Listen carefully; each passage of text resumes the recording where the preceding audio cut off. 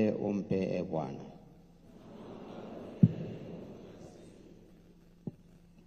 Baadhi yenu mliwahi kumsikia Kardinali Newman.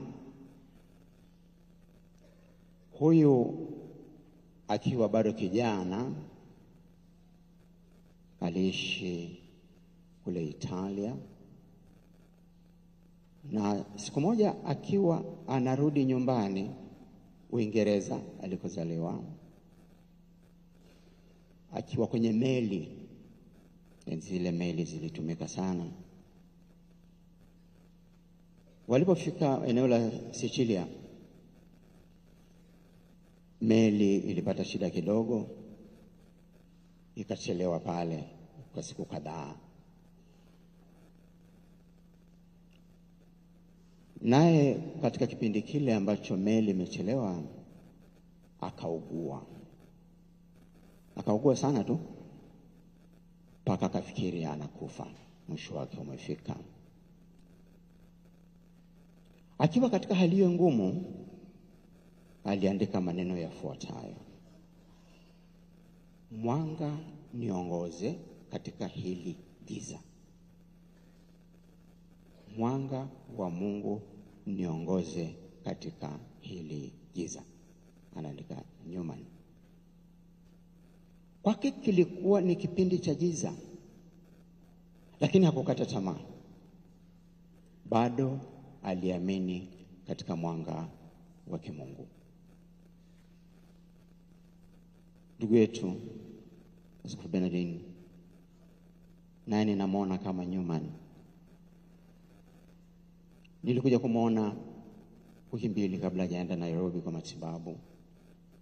Tukaongea mengi, alikuwa bado kitandani, lakini alikuwa mdhaifu sana. Lakini alikuwa hajali hali yake, anasema Mungu yupo baba, Mungu yupo, atanijalia nguvu. Hiyo ndio imani ya huyu baba ilivyokuwa. Lakini pia sisi hapa sasa hivi, na tangu tusikia habari zake, tumekuwa katika hali ya majonzi vile vile, na tupo katika hali ya majonzi. Yote ambayo tumesema tangu tusikie kifo chake yanadhihirisha hilo, kwamba tuko katika majonzi na maumivu. Lakini hali hii haitadumu kwa muda mrefu sana. Ni kwa sababu tunajua kwamba nguvu ya Yesu mfufuka itajaza utupu aliouacha mwenzetu. Tunaamini kwamba mwanga wa imani katika Kristo mfufuka, fumbo tuliloadhimisha wiki chache zilizopita wakati wa Pasaka, litajaza mioyo yetu nguvu tena. Huu mwanga wa Kristo ninaozungumzia ulianza kule Galilaya, lakini ulikuwa kwa ajili ya dunia nzima, sio kwa ajili ya Galilaya tu. Ndio maana Bwana wetu Yesu Kristo aliwateua wale mitume wake na kuwaambia wakasambaze huo mwanga ulimwenguni kote. Mmesikia katika Injili Kristo anasema, nifuateni nami nitawafanya wavuvi wa watu. Mathayo mmesikia sasa hivi sura 4. Anapowaambia wakawe wavuvi, anawapa mitume utume maalum, utume wa kupeleka habari njema kwa dunia nzima, kupeleka imani kwa wasio na imani, kupeleka matumaini kwa wasio na matumaini, kuwapa nguvu walio dhaifu na kuwafariji wanaolia. Sahihi, tunapomsindikiza ndugu yetu huyu aliyekuja duniani hapa na akateuliwa na Mungu kutangaza habari hiyo njema kama mitume, tunakumbuka huo utume maalum. Mpendwa wetu Askofu Bernardin Mfumbusa aliitika wito huo kwa nguvu zake zote na akafanya hilo kila siku. Ratiba yake ya kichungaji inadhihirisha hilo, na mipango yake mingi ya maendeleo katika jimbo hili inajisemea wenyewe kama tulivyosikia katika wasifu wake. Amefanya mengi kwa jimbo hili, tena kwa upendo mkubwa. Amefanya mengi katika kanda yetu ya Dosiko, kanda ya kati, Dodoma, Singida na Kondoa, tunaitwa Dosiko sisi. Amefanya mengi katika kanda ya Mesea, kwa kanisa lote la Afrika na dunia nzima. Hata alipochoka kwa ugonjwa wake, bado alikuwa tayari kutumikia, na hakika amefanya makubwa. Anastahili kupongezwa. Elimu yake, moja ya vitu ambavyo kwavyo tutamkumbuka sana ni ubobezi wake katika elimu. Alikuwa msomi wa hali ya juu sana tu, na hakika leo tunazika kichwa kilichokwenda shule. Usomi wake huo ndio uliosukuma Baraza la Maaskofu kumpa majukumu mbalimbali, ikiwepo la kuajia elimu kule Sauti na maeneo mengine mengi. Na akiwa Sauti alionyesha kuwa yeye sio msomi tu, bali ni mtu mwenye busara nyingi pia. Ndio maana tukachagua ile somo la kwanza la busara. Labda hapa nifafanue kidogo tu tofauti kati ya busara na elimu. Wengine huwa tunachanganya hayo mawili. Mtu hupata elimu kwa kusoma vitabu na kwa mang'amuzi ya maisha, hilo mnajua. Busara kwa namna fulani inafanana na elimu, lakini asili yake ni Mwenyezi Mungu, sio vitabu. Kwa hiyo busara ni ya juu zaidi kuliko elimu, na kwa sababu asili yake ni Mwenyezi, haina hila ndani yake busara hiyo. Mfano, mtu mwenye elimu kubwa au akili kubwa anaweza akatumia uwezo wake huo kutenda mabaya, kama vile kuvuruga jamii, kuvuruga mawazo ya watu. Wale jamaa wanaoshughulika sana na cyber crime.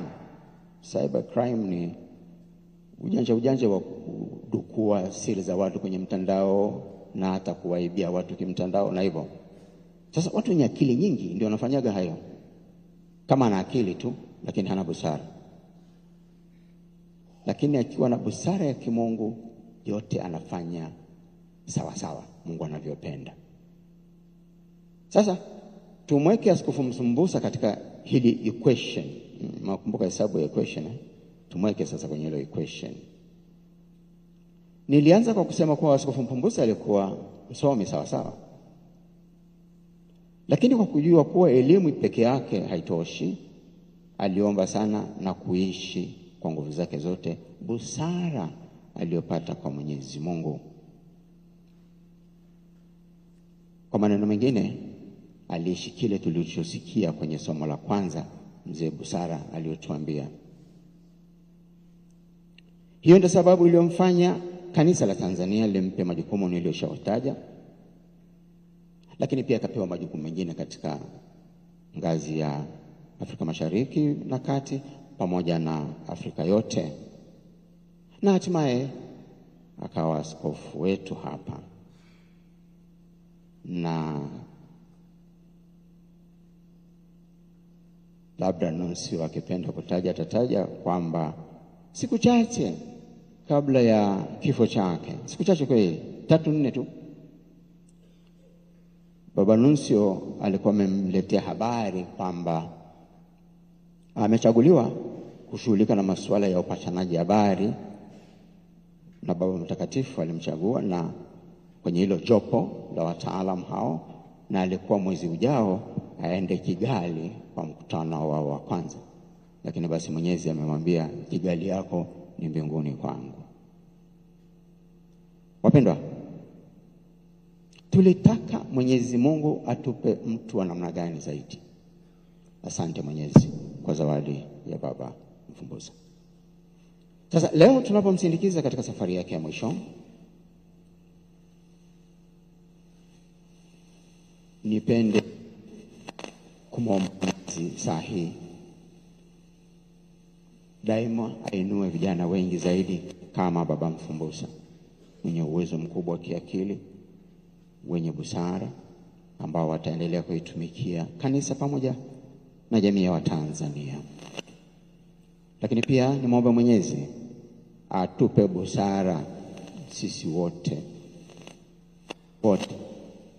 ndio viongozi na sisi viongozi, haidhuru wewe ni mtu namna gani. Mungu atupe busara itusaidie katika kufanya maamuzi. Mungu atufanye tuwe na hofu ya Mungu katika utendaji wetu. Kwa nafasi hii pia nipende kutaja changamoto iliyopo katika jamii ya sasa hivi kuhusiana na elimu. Kuna hili la tuition. Kila mzazi mwenye uwezo anataka mtoto wake apate tuition. Nimeshangaa juzi nimeona hata wale wachekechea eti wanaenda tuition. Jamani, kujifunza tuition ndio ugonjwa huo. Tunapofikiri kinachotolewa darasani hakitoshi, lazima kiongeze na tuition. Kwa hiyo kuna shida hapo. Shida huko darasani na shida labda sisi wazazi. Ni vizuri wanaohusika wakalitazama hilo. Kinachofundishwa darasani kitoshe.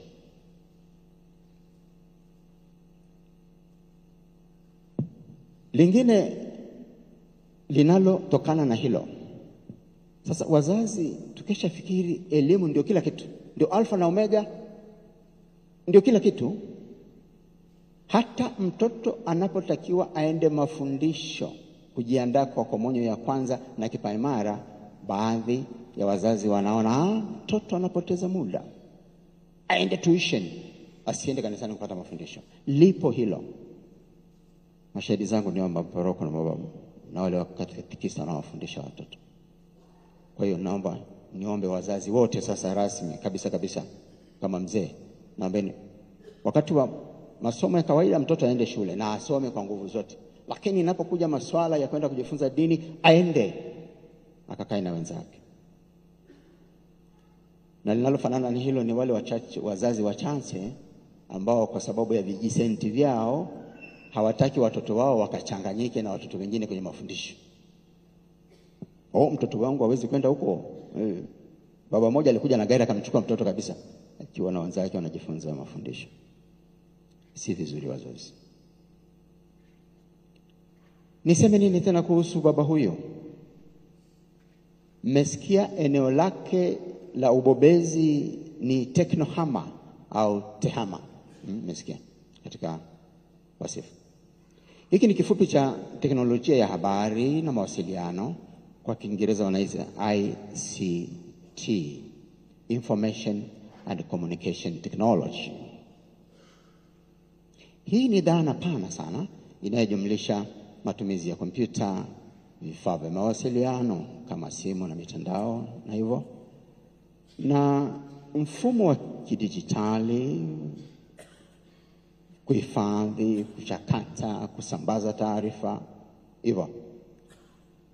Lakini pamoja na kuwa baba huyu alikuwa mbobezi katika hilo, alikuwa mwangalifu sana, kwa sababu hili eneo, ndugu zangu na hasa vijana mnisikilize vizuri, linaweza likasaidia sana, lakini linaweza likapotosha sana.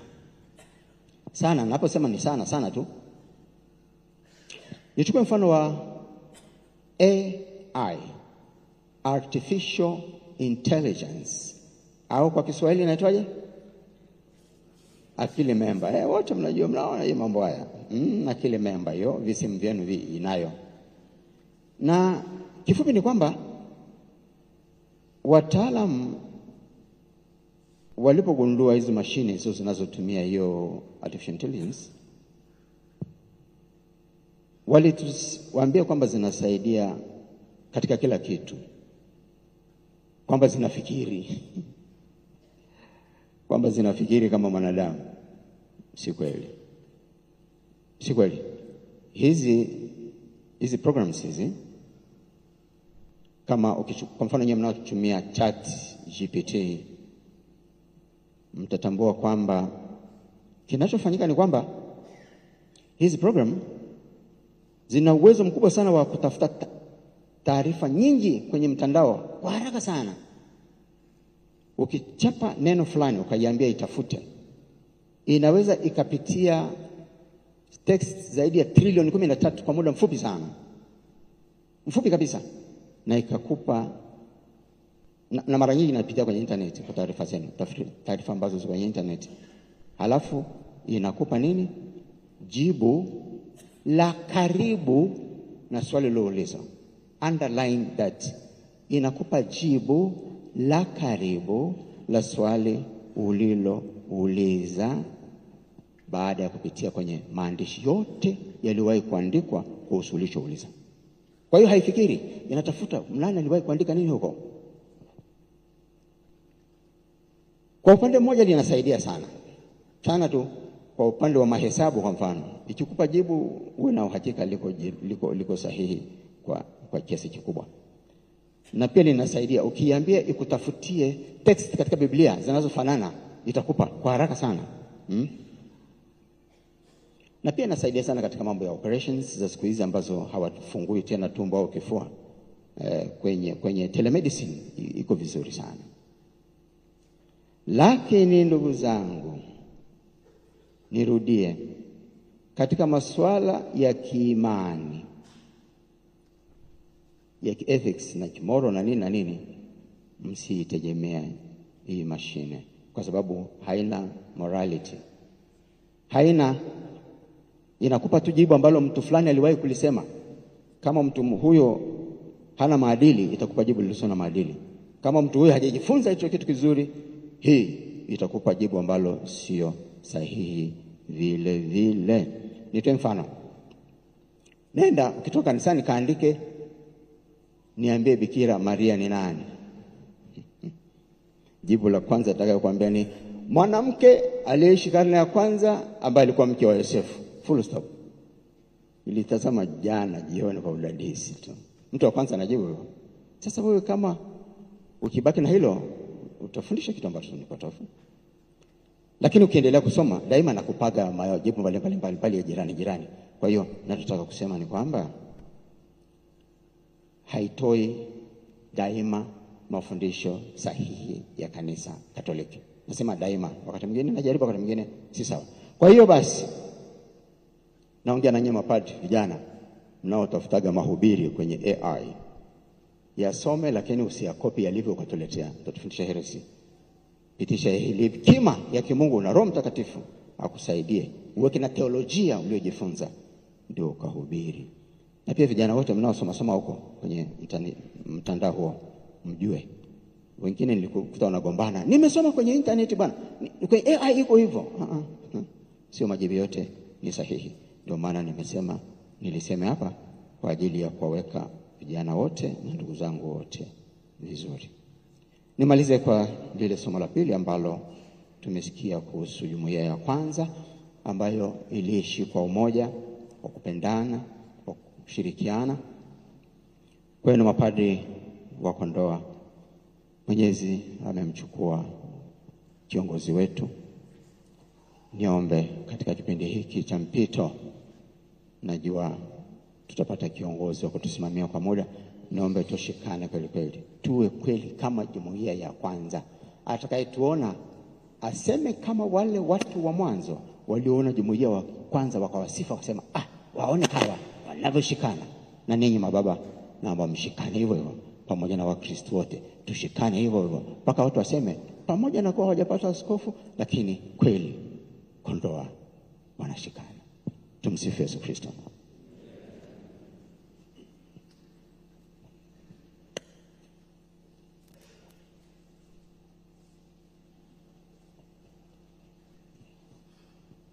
Tusimame.